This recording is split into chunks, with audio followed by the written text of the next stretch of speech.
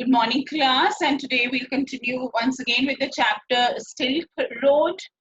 And as you all know, we have discussed about this chapter, right? And we're almost in midway of it. So, what is this chapter about? It's a travelogue. It is Nick Middleton describing his journey, which he wanted to undertake on this very important historical route. And Silk Route was an ancient route for trade. And it was not only silk, but other things that were carried along. And that time, the roads were even more difficult and inhospitable. And Nick Middleton, he just wanted to go there. He wanted to see the landscape. He wanted to see the area around. He wanted to see the people. And of course, he could not quite imagine what it would have been at the time. But he did have that experience and seeing all the vegetation there, about the wildlife, and about the the very inhospitable and the very difficult terrain, right? The high mountains, the path there, the problems that he faced, right? So this is what he has discussed in this chapter. And most importantly here,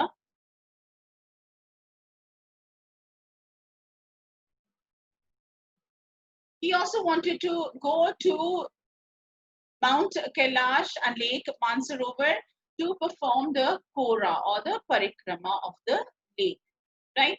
And I wanted to see that how people they do, that pilgrimage over there. He wanted to meet with the local people, and also because a lot of historical accounts are there about the Chinese travelers or other people who came across this route and describing its beauty. So he also wanted to go and see what this nature had to offer. So what we had read about is that about his difficulty that he has faced about the high altitude, and as they're going higher and higher, how the roads are becoming even more difficult to navigate. So there's a patch of snow which he had to move across, and right, so one he was able to drive through, but the other one he decided to go across the or up slope, as he said, right? Because there were chances there if he tried to drive through the snow, it would have been quite slippery and quite difficult. So he's there replicating that. He's going through all the you can say difficult paths, and he has reached a small town that is Fort. And what is the main, can say what the work, the occupation of the people he talks about? It is the salt lakes are there, and the people are involved in what carrying off salt, right? He talks about the origin of the major water sources, the rivers that we are commonly aware of, and about the origin also there, the Mansarovar Lake, Mansarovar, right? Seaton was there. Who was Seaton there with him? Seaton was his driver, so he's there with him. Daniel was also there with him, a local person who helped him around, who translated for him, and now Seaton is there helping him. A very skilled driver. He's able to go through all the rocky paths and able to make him go across quite safely. Right. So let's continue here with the chapter.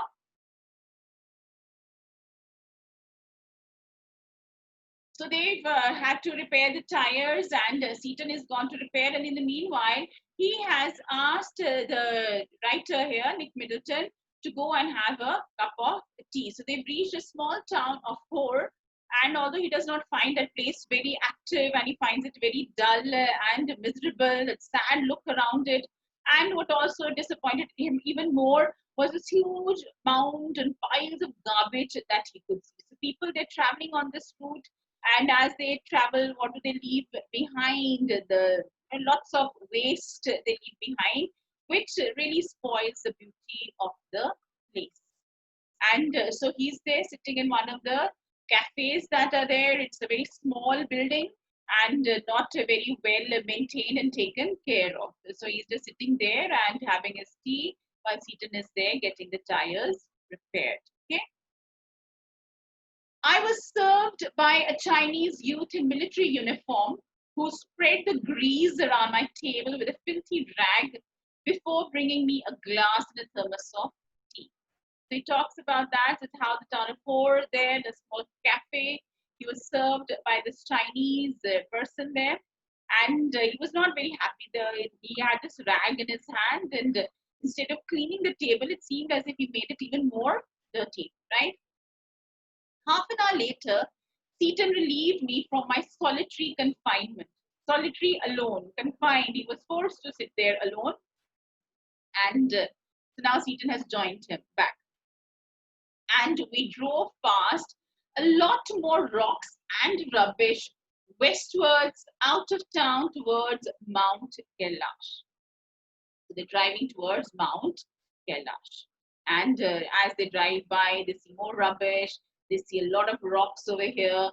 And they are there driving past that. Okay. My experience in horror came as a stark contrast to accounts I had read of earlier travelers' first encounter with the Lake Mansarovar. And so he's read a lot about it. And that is very nice, I think. So when you go to a place, when you read about it, about its history, about its significance, and if you're going somewhere as important, you're going along the Silk Road there, you're going to Lake Mansarovar, Mount Kailash, and it is there, we should be aware about the significance. Okay. So he has read about earlier travelers' first encounters with Lake Mansarovar. What did they have to say when they got the glimpse of this beautiful lake? Ikai Kawaguchi, a Japanese monk who had arrived there in 1900, was so moved by the sanctity of the lake that he burst into tears. So he is there, it is not only because of the scenic beauty, but also the religious significance, right? So when he reached that lake, he was so moved, the sanctity, that is the purity of the lake, that he burst into tears. He could not believe that he is seeing something so pure and so clear. And that was in 1900, a Japanese monk, he wrote about it. A couple of years later, the hallowed waters, hallowed, pure, worshipped, respected waters had a similar effect on Sven Hedin, a Swede who was not prone to sentimental outbursts. So another guest, a traveler, came a couple of years later. That was Sven Hedin, but he also was there greatly impressed by the beauty of the lake. But no, he did not break out into tears like the Japanese monk. But yes, he was definitely impressed by the beauty. And naturally, when you have read about such beautiful places, you expect to see that beauty. We don't realize that with the passage of time, so many things have changed. It was dark by the time we finally left again, and after 10:30 p.m., we drew up outside a guest house in Darchen for what turned out to be another troubled night. So now they've stopped at Darchen, a great guest house over there, and it was quite late by the time they reached over there. And it was a troubled night. Why? Because let's see what happened here. Kicking around in the open air rubbish dump that passed for the town of Hor had set off my cold once more. Though, if truth be told, it had never quite disappeared with my herbal tea. So when you are in the high altitude, one of the biggest problem is about breathing, right? At high altitude there. And yes, so the poor person there, he's got a cold also. And as he had to, like as we're driving through this town of Hor, and he calls it an open air rubbish dump. There was so much of waste around that, of course, it was difficult for him to breathe, and that kind of aggravated his cold. It made it even worse. And although he did have tea, but he said nothing changed because of that. One of my nostrils was blocked again, and as I lay down to sleep, I wasn't convinced that the other would provide me with sufficient oxygen. Already, yes, so their difficulty in breathing. Okay, so he's got one nostril blocked. And you can just imagine, so when you also have a cold, how difficult it is. And right, if your nostril is blocked, then you might open your mouth and try to breathe through that. And yes, so many things you do so that you are able to get a sound sleep. So he is there not able to sleep. My watch told me I was at 4,760 meters. It wasn't much higher than Rahu, and there I'd been gasping for oxygen several times every night. So it was not much higher at Rahu where he had started from, but there also he had a problem in breathing. So it's gasping there, breathing, difficulty in breathing. I had grown accustomed to these nocturnal disturbances by now, but they still scared me. So he had grown accustomed means you get into the habit of it, you get used to it. So he did get used to that. I'm not able to get a sound sleep, but sometimes what happens? Yes, he was a little scared that, oh my God, what is happening? I'm unable to breathe. So he was feeling very uncomfortable also at times, right? Tired and hungry, I started breathing through my mouth. So naturally his nostril is blocked, he's not getting enough oxygen and he's now breathing through his mouth. After a while, I switched to single nostril power, which seemed to be emitting enough oxygen. But just as I was drifting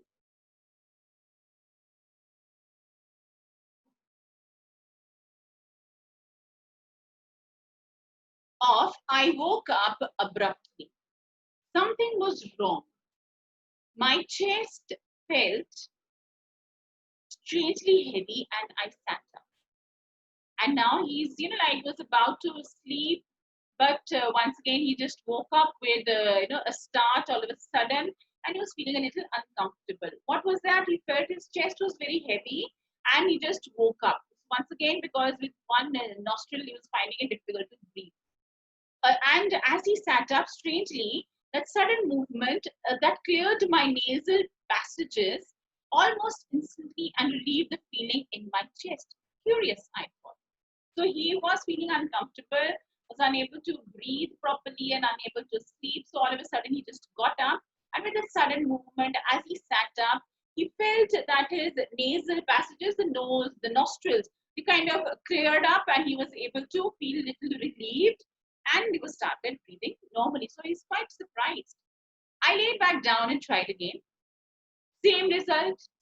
I was on the point of disappearing into the land of Nod when something told me not to. So he lay down, he tried again to sleep, but again, right? So he just kept on trying this. And he was on the point of the verge of falling asleep, land of Nod, there we call it for sleep there, when something told me not to. It must have been those emergency electrical impulses again, but this was not the same as on previous occasions. This time I wasn't gasping for breath. I was simply not allowed to go to sleep. So he's just woken up, and this is not because he's feeling uneasy or because he cannot breathe properly. It's just that he could not sleep, right? So he was there, quite disturbed. And yes, so when you are not able to sleep properly, it leads to that during the day you are very cranky and yes, you're not at your good behavior. Sitting up once more immediately made me feel better. So he thought that earlier I sat up, let me try again. I could breathe freely and my chest felt fine. But as soon as I lay down, my sinuses filled and my chest was odd. So when he sat, he was comfortable. When he lay down, he was uncomfortable. But he could not spend the whole night sitting like that. But now, what is happening when he's trying to lie down? He's unable to fall asleep. I tried propping myself upright against the wall, but now I couldn't manage to relax enough to drop off. So, sitting against the wall, he was not feeling relaxed to drop off to fall asleep. I couldn't put my finger on the reason, but I was afraid to go to sleep. He's scared of falling asleep. Something might happen to him, isn't it? A little voice inside me was saying that if I did, I might never wake up again. So there he was having this funny intuition that if he fell asleep, he might not wake up again. So I stayed awake all night. So, right, so he was ready to sit up the whole night, but didn't want to sleep for the fear of never waking up again. Seaton took me to the Darchin Medical College the following morning. So yes, the next day, seated there, he took him to the medical college that he's having a lot of problem. He's unable to sleep there because of his cold. The medical college at Darchin was new and looked like a monastery from the outside, with a very solid door that led into a large courtyard. So it was built like a monastery there, but it was quite a new building. We found the consulting room, which was dark and cold and occupied by a Tibetan doctor who wore none of the paraphernalia that I had been expecting. So paraphernalia, the things that you associate the doctors with. When you go to the doctor, you expect him to be there with a stethoscope, right, the white coat, and of course he'll have on his table there the instrument to measure your blood pressure. He'll have all his writing pad and with the prescription ready to write out, right? Of course, all these things happening, but that doctor was no, he did not look like a doctor. No white coat, he looked like any other Tibetan with a thick pullover and a woolly hat. In fact, he looked like any other common person there. The way others also dressed up, he wore this thick pullover and a woolly hat. When I explained my sleepless symptoms and my sudden aversion to lying down, he shot me a few questions while feeling the veins in my wrist. So I explained to him that this is the problem with me. I can't sleep.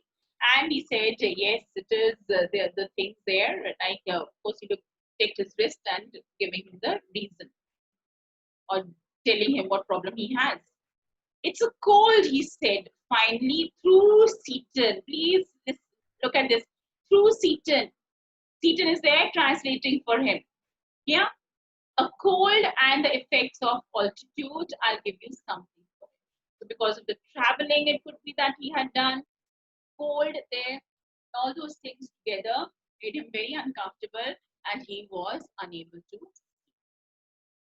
I asked him if he thought I'd recover enough to be able to do the Kora.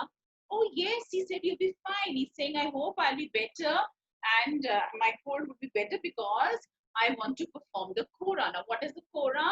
It is the what? The religious custom there, or of course the round, as we say, the parikrama, call it, of the lake. So that was his main purpose also of coming here. He wanted to visit the lake. He wanted to perform the Kora. I walked out of the medical college clutching a brown envelope stuck with 15 screws of paper. So, right, what has the doctor done? He's put these medicine and tied and wrapped them up in this paper. I had a 5-day course of Tibetan medicine, which I started right away. So nowadays, also Tibetan medicine, we have, it is quite popular and as an alternative course of medicine or as an alternative course of healing. People do follow that also. Like we have homeopathy and Ayurvedic, right? I opened an after breakfast package and found it contained a brown powder that I had to take with hot water. So there were these little packets, which he had made, paper there tied up, and one was which he had to take after breakfast. So he took that, he had to take it with hot water. It tasted, just like cinnamon. Now what is cinnamon? Must be adding it in your tea. Cinnamon kya hota hai? It is dalchini, isn't it? Right? So that longish brownish stick like thing, you can go in the kitchen today and look and find what cinnamon looks like. The contents of the lunchtime and bedtime packages were less obviously identifiable. So yes, this you could kind of identify from the taste. It tasted like cinnamon and it was a powder. But the other packages which he had to have post lunch or like before sleeping there, they were different. You could not identify them. Both contained small spherical brown pellets. So little pellets, right? Little balls, like there. And they looked suspiciously like sheep dung. But of course, I took them. So that night, after my first full day's course, I slept very soundly, like a log, not a dead man. Of course, we do talk about this simply like a log, unaware, oblivious of the surrounding. And of course, no, never like a dead man, right? So he's there, hale and hearty. And the medicine did have effect on him, although he was doubtful about the medicine when he looked at all these packages. I don't know what are the contents are like, but he was able to sleep soundly. Once he saw that I was going to live, Seaton left me to return to Lhasa. Now Seaton, he saw, okay, fine, he's okay now, he's not going to die. It's a normal cold that he has. So Seaton also left him. So Daniel also had to go, and now Seaton has also left me. He's gone to back to Lhasa. As a Buddhist, he told me he knew that it didn't really matter if I passed away, but he thought it would be bad for business. Why for business? So a tourist coming there and dying in the neighborhood or in that place. So it's not going to be nice for the tourists there. It's not going to be nice for business or what the people are going to talk and discuss.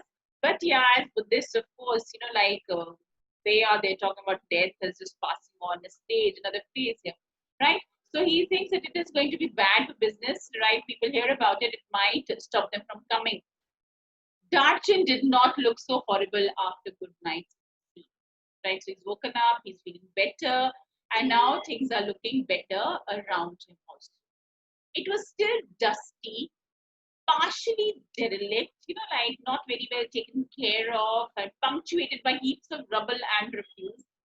But the sun shone brilliantly in a clear blue sky, and the outlook across the plain to the south gave me a vision of the Himalayas. A beautiful sight must be there. And yes, although like he's not very happy with the surroundings, but it's okay now because he's feeling a little better. And he could see there across him what? The plain, across the plain to the south gave me a vision of the Himalayas. You could see the mountains there in the distance, commanded by a huge snow-capped mountain, Gurla Mandhata, with just a wisp of cloud suspended over its summit. So in the distance, you could see this peak, right, this mountain peak, and it seemed that this cloud is there just hanging over its peak. Summit kya hai? Peak ke upar. Now the town had a couple of rudimentary general stores selling Chinese cigarettes, soap, and other basic provisions, as well as the usual strings of prayer flags. In front of one, men gathered in the afternoon for a game of pool. The battered table looking supremely incongruous in the open air, while nearby women washed the long hair in the icy water of a narrow brook that babbled down past my guest house. Darjan felt relaxed and unhurried, but for me it came with a significant drawback. There were no pilgrims. He was disappointed. He'd come all the way here to perform the Kora, to be with the pilgrims, and he's disappointed, right, that he could not meet any of the pilgrims. Yes, the place is looking very nice. You could see the mountains in the distance. You could see the peak there, and there were shops around which were selling things. And yes, there were these flags here, the Buddhist flags you noticed, right? And it was there, like of course there's this group of people, they playing pool, and this battered table. Battered means worn out. So very much used here. The men over there playing over there, which looked very out of place in the surroundings. But he's very surprised to note that right now there are no pilgrims. And